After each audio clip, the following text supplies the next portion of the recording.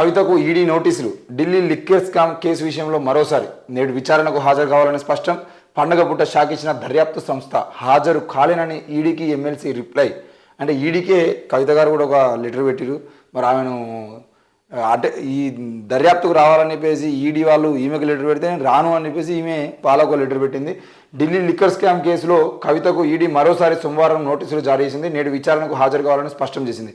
అయితే ఈ ఎలక్షన్లకు సంబంధించిన విషయంలో ఎలక్షన్లకు ముందు ఈరోజు మళ్ళీ కవిత గారిని ఇరికించాలనే ప్రయత్నం. ఎందుకంటే ఆ లోక్సభ ఎన్నికల కన్నా ముందు ప్రతిసారి, అంటే అసెంబ్లీ ఎన్నికల కన్నా ముందు ప్రతిసారి ఈడీ నోటీసులు ఇవ్వడము, అంటే కేవలం ఇక్కడ కవిత గారికి అక్కడ ఢిల్లీలో ఉంటున్న ఆమ్ ఆద్మీ పార్టీ నాయకులకు అరవింద్ కేజ్రీవాల్కి నోటీసులు ఇవ్వడము, బెదిరించడము, ఆ లిక్కర్ స్కామ్కి సంబంధించిన విషయంలో విచారణ చేసినాక కూడా వాళ్ళు చెప్పాల్సింది చెప్పినాక కూడా మళ్ళీ వాళ్ళని ఇరికించడానికి ప్రయత్నం చేయడం జరుగుతూనే ఉన్నది.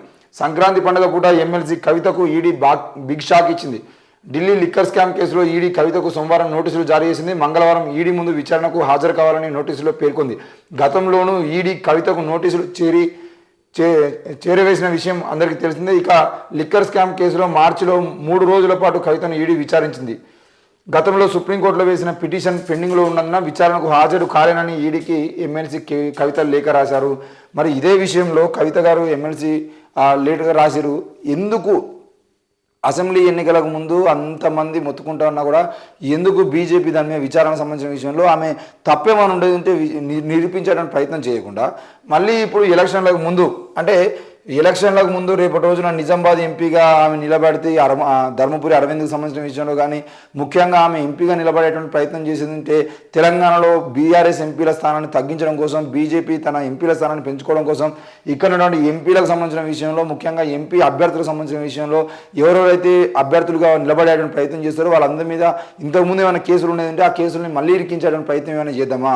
ముఖ్యంగా కవిత విషయంలో కానీ, కేసీఆర్ విషయంలో కానీ, కేటీఆర్ విషయంలో కానీ, వీళ్ళందరి విషయంలో, లేదంటే కాంగ్రెస్కు సంబంధించిన ఎమ్మెల్సీలు ఎవరైనా ఉన్నాయంటే, ఎమ్మెల్యేలు ఎవరైనా ఉన్నాయంటే వాళ్ళని, అలాగే రాబోయే ఎంపీల అభ్యర్థులుగా ఉన్నటువంటి వాళ్ళు ఎవరైనా వాళ్ళ మీద కూడా, ముఖ్యంగా దేశవ్యాప్తంగా ఉన్నటువంటి ప్రతిపక్ష పార్టీలకు సంబంధించిన నాయకుల మీద ఈడీ కానీ, సిబిఐ కానీ, సిఐడి కానీ మొత్తం కేంద్ర దర్యాప్తు సంస్థలన్నింటినీ ఉసుగొలిపి వాళ్ళని పార్టీ మారేటువంటి ప్రయత్నం చేయించడము, లేదు అని అంటే మొత్తానికి సైలెంట్గా ఉండేటువంటి ప్రయత్నం చేయించడం అనేది బీజేపీ ప్రభుత్వం చేస్తూనే ఉన్నది.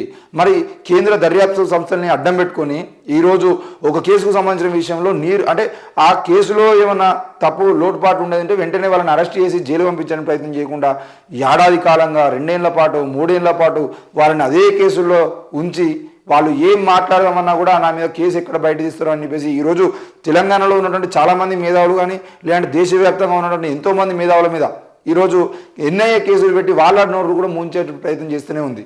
ఎక్కడ మాట్లాడితే మళ్ళా ఎన్ఐఏ వాళ్ళు వచ్చి తీసుకుపోతారు అని భయం. ధర్నాలలో పాల్గొంటే, రాస్తారోకోలో పాల్గొంటే, బహిరంగ సభలో పాల్గొంటే, ఎక్కడ ఏం చేసినా కూడా ఎన్ఐఏ కేసు ఉంది కాబట్టి నువ్వు మాట్లాడద్దు, నువ్వు మాట్లాడేదంటే పోలీసులు, ఇంటెలిజెన్స్ వాళ్ళు నేను చూసి మళ్ళీ తీసుకుపోతారు అనే భయాన్ని ఈరోజు మేధావుల మీద కానీ, మాట్లాడే గొంతుకల మీద కానీ, ఇట్లా ప్రతిపక్ష నాయకుల మీద అక్రమ కేసులు పెట్టడం కానీ ఇవన్నీ చేస్తూనే ఉన్నారు. నిజంగానే కవిత గారికి ఈడీ నోటీసులు ఇచ్చింది కానీ, మరి ఒకవేళ లిక్కర్ స్కామ్కి సంబంధించిన విషయంలో ఆమె తప్పకుండా ఆమె పాత్ర ఉండే అంటే ఏడాది కాలంగా ఆ పాత్రకు సంబంధించిన విషయంలో మీరు తీసుకున్న చర్యలేంటి? ఏం లేకుండా ఆమె ఫోన్లు ఉన్నాయి, ఆ ఫోన్లు సిమ్ములు మార్చింది, ఇవన్నీ కథలు చెప్పుకుంటూనే వస్తున్నారు. ఈ విషయంలో కాంగ్రెస్ పార్టీ ఎప్పనుండో రేవంత్ రెడ్డి గారు, రాహుల్ గాంధీ గారు చెప్పినుండో బీజేపీ బీఆర్ఎస్ ఒక్కటే అని చెప్పేసి, మరి దానికి నిజం కాదు అని నిరూపించుకోవడం కోసం మళ్ళీ మాత్రమే ఈరోజు బండి సంజయ్ కానీ, కేటీఆర్ కానీ బీజేపీ బీఆర్ఎస్ ఒకటి కాదు అని చెప్పేసి, ఎన్నటికి కాదు అని చెప్పేసి మాట్లాడుతున్నారంటే అది నిజమని ప్రజలు నమ్మాలని చెప్పేసి మళ్ళీ ఓ నోటీసులు ఇచ్చి, ఆ నోటీసులు మళ్ళీ అది కూడా మార్చిలో, అంటే ఎలక్షన్లకు ముందు ఆమె విచారణకు హాజరు కావాల్సి ఉంది కాబట్టి ఆ మొత్తానికి అయితే ఎన్నికల ప్రచారంలో ఆమె ఉన్నప్పుడు ఆమెను ఇబ్బంది పెట్టడానికి ప్రయత్నం చేద్దామని చెప్పేసి ప్రయత్నం చేస్తున్నారు. ఇదే తప్ప వేరే ఏముండదు.